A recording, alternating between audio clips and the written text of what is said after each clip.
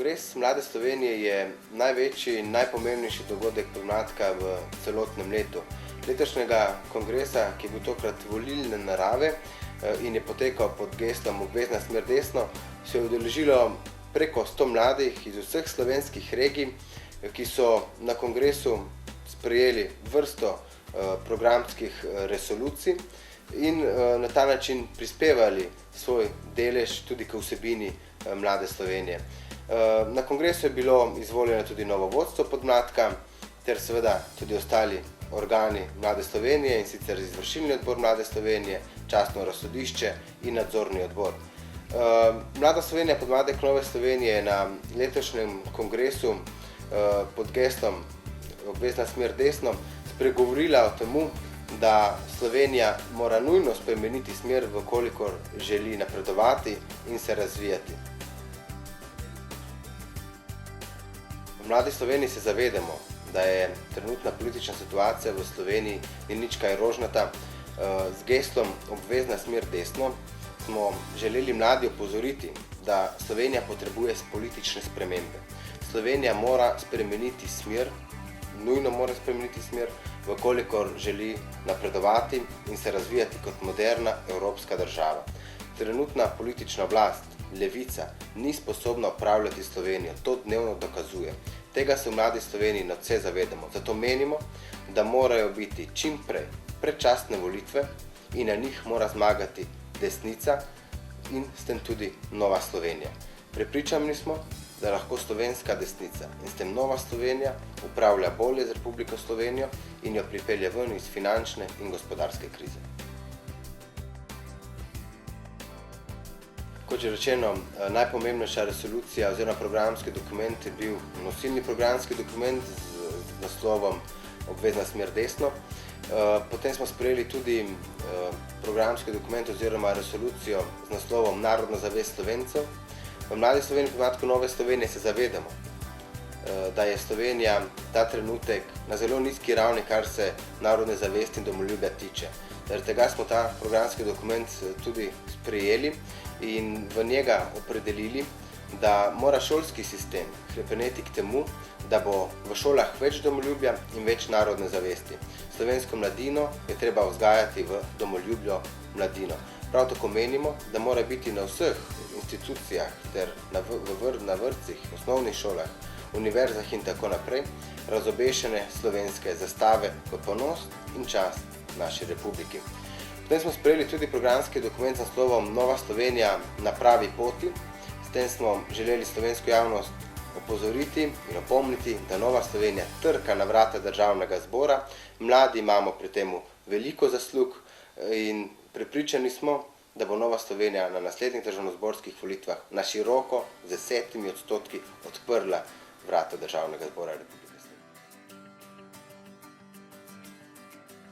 Na kongresu smo imeli tudi znanega direktorja, in sicer člana Gospodarskega kluba Nove Slovenije, podpredsednika Gospodarskega kluba Slovenije, gospoda Antona Tomažiča, ki je predstavil trenutno situacijo v slovenskem gospodarstvu in tako kot večina gospodarstvenikov in ekonomistov, tudi on je nekako sporočil, da Slovenija ta trenutek ni na pravi poti, tudi v gospodarstvu ne.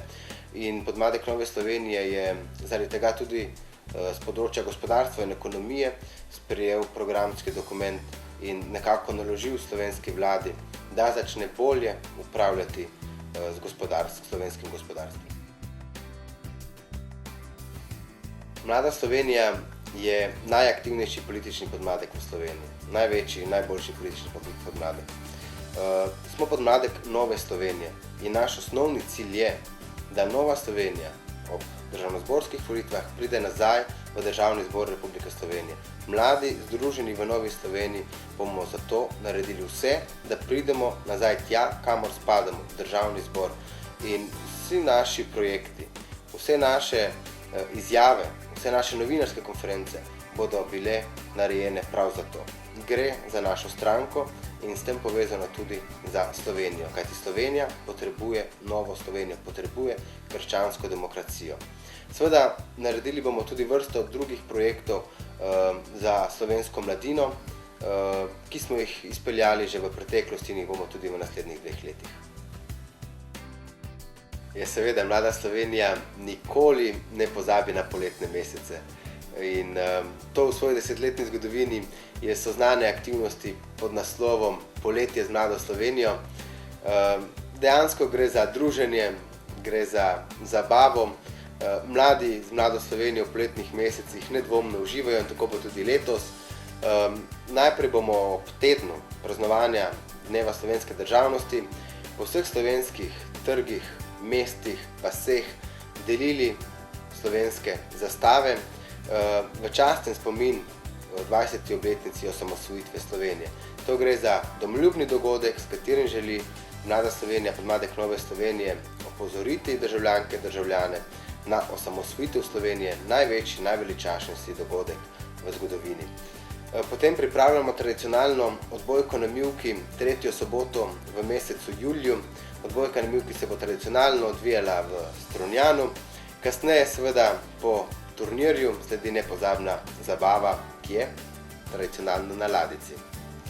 Potem bo seveda pohod na Triglav v mesecu avgustu in še vrsto drugih aktivnosti, o katerih boste seveda bili obveščeni na spletni strani Mlade Slovenije www.mladaslovenija.org. Trenutna politična situacija v Sloveniji je katastrofalna. Kot že rečeno, leva politična opcija ni zmožna upravljati z Republiko Slovenijo. Državljani, sodeč po javnomnenjskih raziskavah in po referendumu o malem delu, ne zaupajo več.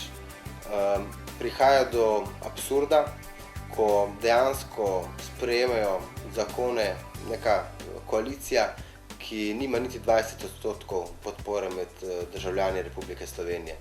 V podmladku Nove Slovenije menimo, da so potrebne predčasne volitve, nujno, in s tem seveda se odpirajo nove možnosti za nove obraze, nove ljudi, ki jih tudi Nova Slovenija dejansko ponuja. V podmladku Nove Slovenije smo v svoji 10-letni zgodovini velikokrat bili glasni na račun funkcionarjev v študentskih organizacijah. Gre za nek absurd, za neko anomalijo, ki jo poznamo zgolj in samo v Sloveniji.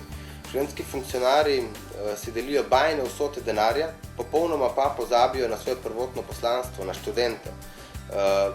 Za študente, študentske organizacije Slovenije v celotnem letu ali pa v celotni svoji zgodovini pravzaprav nič niso naredili.